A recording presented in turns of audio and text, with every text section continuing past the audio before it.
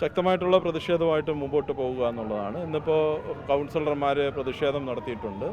ഇന്ന് ഞങ്ങളുടെ ഇടതുമുന്നണിയുള്ള കൗൺസിലർമാർ മുഴുവൻ മേയറോട് അടിയന്തരമായിട്ട് കൗൺസിൽ മീറ്റിംഗ് വിളിക്കണമെന്നും ഈ വിഷയം ചർച്ച ചെയ്യണമെന്നുള്ളതും ഇതിനെ സംബന്ധിച്ച് നമ്മൾ രേഖാമൂലം എഴുതി കൊടുക്കുകയാണ്.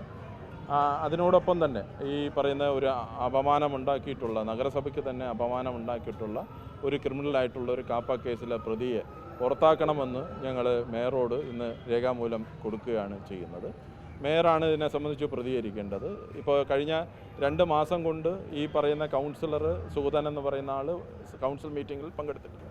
അതിൻ്റെ കാരണം ഈ പറയുന്നത് പോലെ തന്നെ അറസ്റ്റ് ഭയന്നിട്ടാണ് ഇദ്ദേഹം ഒളിവിലായിരുന്നു എന്നുള്ളതാണ്. 5-ാം തീയതി വരെ അവർ നോക്കിയിരുന്നു, കോടതിയിൽ നിന്ന് ഈ പറയുന്ന കണക്ക് തന്നെ ആൻറ്റിസിപ്പേറ്ററി ബെയിലിന് വേണ്ടിയിട്ട് അവർ നീങ്ങിയിരുന്നു എന്നുള്ളതാണ് ഞാൻ മനസ്സിലാക്കുന്നത്. ആൻറ്റിസിപ്പേറ്ററി ബെയിൽ വന്ന് ആ ജാമ്യം കിട്ടിയതിന് ശേഷം മാത്രമേ ഈ മാസത്തെ കൗൺസിൽ വിളിക്കൂ എന്നുള്ളതാണ് ഇപ്പോൾ ഇവിടെ നിന്ന് അനൗദ്യോഗികമായിട്ട് കിട്ടുന്ന വിവരമെന്ന് പറയുന്നത്. അത് തന്നെ തെറ്റാണ്. ഒരു കാപ്പ കേസിലെ പ്രതിയുടെ ജാമ്യം കിട്ടുന്നത് വരെ ഈ കൗൺസിൽ വളരെ പ്രധാനപ്പെട്ട ചില വിഷയങ്ങൾ, ഇവിടെ മഴ കെടുതി വന്ന് ഇവിടുത്തെ നഗരത്തിനകത്തുള്ള മാലിന്യ പ്രശ്നങ്ങൾ ഇങ്ങനെ നിൽക്കുകയാണ്. വളരെ അടിയന്തരമായിട്ട് അഡ്രസ്സ് ചെയ്തതായിട്ടുള്ള നഗരസഭയുടെ പ്രശ്നങ്ങളുണ്ട്. അതൊന്നും ചർച്ച ചെയ്യാൻ കൗൺസിൽ വിളിക്കുന്ന മാറ്റിവെച്ച് ഈ പറയുന്ന ഒരു ക്രിമിനൽ കേസിലെ പ്രതിയായിട്ടുള്ള സുഗതന് വേണ്ടിയിട്ട് മാറ്റിവെക്കുന്ന മേയറുടെ നടപടി തന്നെ ശരിയല്ല എന്നുള്ളതാണ്. അതുപോലെ ഇത്തരം ആളുകൾ ഈ കാപ്പ കേസിനകത്ത് വളരെ വ്യക്തമായിട്ടുള്ള ഒരു കളക്ടറുടെ റിപ്പോർട്ടിൻ്റെ അടിസ്ഥാനപ്പെടുത്തിയിട്ട് 2012 മുതൽ അയാൾ റൗഡി ലിസ്റ്റിനകത്ത് പെട്ടുവെന്നും അയാൾ കാപ്പ കേസ് എടുക്കുന്നതിന് വേണ്ടിയിട്ട് അർഹനാണെന്നും അയാൾ പുറത്ത് വിട്ടുകഴിഞ്ഞാൽ അയാൾ സമൂഹത്തിന് അപകടമാണെന്ന് ഒരു വളരെ ഗുരുതരമായിട്ടുള്ള റിപ്പോർട്ടും ഉത്തരവിൻ്റെ അടിസ്ഥാനത്തിലാണ് അദ്ദേഹത്തെ ജയിലിലേക്ക് മാറ്റാൻ വേണ്ടിയിട്ട് പറഞ്ഞത്. പക്ഷേ ഇവിടെ നിന്ന് കോർപ്പറേഷൻ കൗൺസിലർമാരുടെ ടീം നേരെ പോകുന്നു, പോലീസ് സ്റ്റേഷനിലേക്ക് മാർച്ച് നടത്തുന്നു. ഈ നിയമവ്യവസ്ഥയെ വെല്ലുവിളിക്കുകയാണ് യഥാർത്ഥത്തിൽ ഇവർ ചെയ്യുന്നത്. ഇങ്ങനെ ഒരു കൗൺസിലറും ഒരു മേയർക്കും ഒന്നും ഈ ഒരു അധികാരങ്ങൾ ഇങ്ങനെ ഉപയോഗിക്കാൻ വേണ്ടിയിട്ട് പറ്റുന്നതല്ല. എല്ലാവരും നിയമവ്യവസ്ഥയ്ക്ക് അടിസ്ഥാനപ്പെടുത്തി തന്നെ ആകണം പ്രവർത്തിക്കേണ്ടത്. ഇത് വെല്ലുവിളിക്കും, ഞങ്ങൾ ഈ അധികാരം കിട്ടിയതുകൊണ്ട് ഞങ്ങൾ ഇതിനെ എന്തിനേയും വെല്ലുവിളിക്കുമെന്ന് പറയുന്ന രീതി ശരിയല്ല എന്നുള്ളതാണ്. മേയർ ഇന്നലെ പറഞ്ഞ ഈ ന്യായീകരിക്കുന്ന സ്റ്റേറ്റ്മെൻറ്റ് ഒന്നും ശരിയല്ല. കാപ്പ എടുക്കുമെന്നുള്ളതിനെ സംബന്ധിച്ചുള്ള പ്രൊസീഡിങ്സ് നടന്നിട്ടുണ്ട്. അത് ഉത്തരവായത് മേയറൊക്കെ അറിയാം. അറിഞ്ഞു വെച്ചുകൊണ്ടാണ് ഇന്നലെ ഈ പറയുന്നത് പോലെ തന്നെ ഞാൻ അറിഞ്ഞില്ല എന്ന് പറഞ്ഞിരുന്നത്. മനസ്സിലായോ? ഈ ക്രിമിനൽ കേസുകളെല്ലാം അദ്ദേഹത്തിൻ്റെ മുമ്പിലുണ്ട്. ഈ പറയുന്നത് പോലെ തന്നെ ഏറ്റവും അവസാനം ഇയാൾ 2025 മാർച്ച് മാസത്തിൽ ഒരു പിന്നോക്കക്കാരനായിട്ടുള്ള ഒരാളെ അമ്പലത്തിനകത്തിട്ട് കമ്പി ഉപയോഗിച്ച് തല അടിച്ച് പൊട്ടിച്ച് കൊല്ലാൻ ശ്രമിച്ച കേസ് ഉൾപ്പെടെ ഈ മേയറുടെ ശ്രദ്ധയിലുണ്ട് എന്നുള്ളതാണ്. അപ്പോൾ ഇതിനെ പൊളിറ്റിക്കലായിട്ട് ഈ പറയുന്ന ഗുണ്ടകൾക്ക്, ഈ ഗാങ്സ്റ്റേഴ്സിന് ഈ പറയുന്നത് പോലെ തന്നെ പിന്തുണ കൊടുക്കുകയാണ് ഇവർ ഇപ്പോൾ ചെയ്യുന്നത്. RSS വളർത്താൻ വേണ്ടിയിട്ട് ഈ സംവിധാനത്തെ ഉപയോഗിക്കുകയാണ് ഇവർ ചെയ്യുന്നതെന്ന് പറയുന്നത്. ഇതിൻ്റെ ഏറ്റവും വലിയ ദൗർഭാഗ്യമായിട്ടുള്ള വിഷയം എന്ന് പറഞ്ഞാൽ ഒരു മുൻ DGP ഇരിപ്പുണ്ട്. അവരിറക്കിയിട്ടുണ്ട് ഉത്തരവ് ഇദ്ദേഹത്തെ സംബന്ധിച്ച്.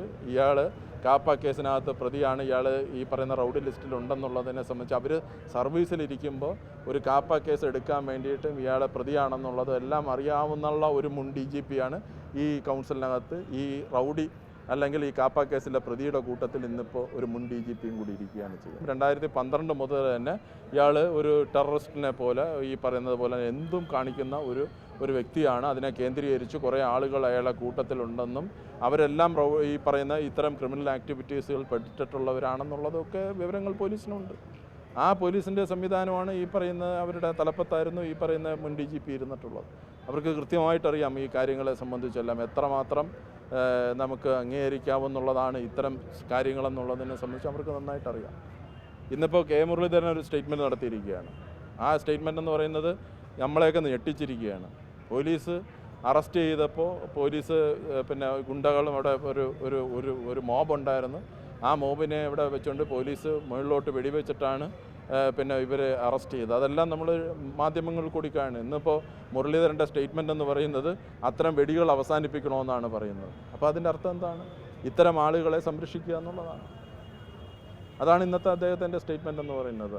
അത് കോർപ്പറേഷൻ പ്രതിപക്ഷം UDF പ്രതിഷേധവുമായി രംഗത്തുണ്ട്.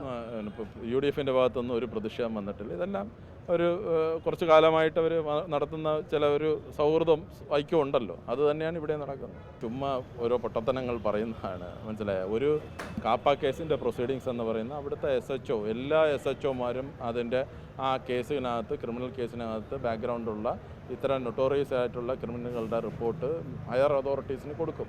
അത് പോലീസ് കമ്മീഷണർ മുഖാന്തരം എല്ലാം വന്ന് കളക്ടർക്ക് കൊടുത്ത് കളക്ടർ അവിടെ ഒരു സിറ്റിംഗ് നടത്തി. ആ റിപ്പോർട്ടിനകത്ത് തന്നെ പറഞ്ഞിട്ടുണ്ട് 2012 മുതൽ ഇയാളെ ഈ പറയുന്നത് പോലെ പല സ്ഥലത്തിൽ വാർണിംഗ് നടത്തിയ ഒരു പ്രതിയാണ് ഇദ്ദേഹം എന്ന് പറയുന്നത്. അത് കഴിഞ്ഞും ഇയാൾ ഈ പറയും ക്രിമിനൽ ആക്ടിവിറ്റീസ്, അതിനെക്കാട്ടിലും കൂടുതലായിട്ടുള്ള ക്രിമിനൽ ആക്ടിവിറ്റീസ് നടത്തിയത് കൊണ്ടാണ് അയാളെ പിടിച്ച് ജയിലിനകത്ത് ഇടാൻ വേണ്ടിയിട്ട് പറഞ്ഞത്. അതൊന്നും അവിടുത്തെ ഒരു SHO മാത്രം വിചാരിക്കുന്നതുകൊണ്ട് എടുക്കുന്നതല്ല കാപ്പ പ്രൊസീഡിങ്സ് എന്ന് പറയുന്നത്. ഇതെല്ലാം തെറ്റിദ്ധരിപ്പിക്കുന്നതിന് വേണ്ടിയിട്ടും ഇതിനെ ന്യായീകരിക്കുന്നതിന് വേണ്ടിയിട്ടും ഇതിന് പിന്തുണ കൊടുക്കുന്നതിനും വേണ്ടിയിട്ടാണ് ഇവർ നടത്തിക്കൊണ്ടിരിക്കുന്നത്. ഞങ്ങൾ ജനങ്ങളെ ബോധ്യപ്പെടുത്തും, ഇങ്ങനെയുള്ളവരല്ല ഇവിടെ ഒരു ഭരണ സാന്നിധ്യം അതിൻ്റെ പ്രവർത്തനങ്ങൾ നടത്തേണ്ടത്. ഇവരെല്ലാം ഇവിടെ ഓഫീസിൽ കേന്ദ്രീകരിപ്പിച്ച് ഇവിടെ ഈ സാമൂഹിക വിരുദ്ധന്മാരുടെ ഒരു കേന്ദ്രമായിട്ട് ഈ നഗരസഭ മാറിക്കൊണ്ടിരിക്കുകയാണ് ചെയ്യുന്നത്. ഞങ്ങൾ ജനങ്ങളെ ബോധ്യപ്പെടുത്തും, ഇങ്ങനെയുള്ള ആളുകൾ ഇതിന് ഭരണസ്ഥാനത്ത് ഇരിക്കാൻ വേണ്ടിയിട്ട് പാടില്ല. തീർച്ചയായിട്ടും ഇതിൽ നിന്ന് ഇയാളെ പുറത്താക്കണമെന്നുള്ള ഞങ്ങളുടെ ശക്തമായിട്ടുള്ള ഡിമാൻഡ് വയ്ക്കും.